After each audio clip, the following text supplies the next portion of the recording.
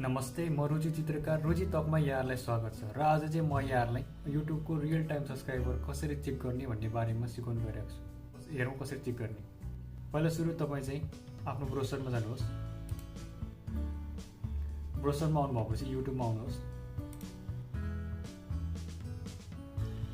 युट्युबको पेजमा आउनु भएपछि यहाँनिर माथि च्यानलको आइकनमा आउनुहोस्। च्यानलको आइकनमा आउनु भएपछि यहाँनिर युट्युब स्टुडियोमा भन्ने जानुहोस्।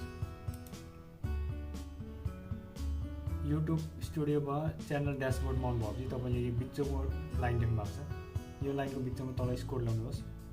तल स्क्रोल ल्याउनु भएपछि तपाईँले देख्नुहुन्छ यहाँनिर रिसेन्ट सब्सक्राइबर भनेको छ। यहाँनिर रिसेन्ट सब्सक्राइबर्समा यहाँ तल सी अलमा जानुहोस्। सी अलमा आउनु भएपछि तपाईँले यहाँ देख्न सक्नुहुन्छ यहाँनिर अक्टोबर 23 देखि 2020 देखि जनवरी 21 2021सम्मको 90 डेजको सब्सक्राइबरहरू देखाइरहेको छ। यदि तपाईँलाई अब 28 डेजको भन्ने मन लाग्छ भने तपाईँ यहाँनिर आएर लास्ट 28 डेजको मात्र सेलेक्ट गर्न सक्नुहुन्छ। तपाईँले देख्न सक्नुहुन्छ यहाँनिर डेट पनि दिइरहेको छ। डेज सब्सक्राइबर भन्ने लेखिरहेको छ।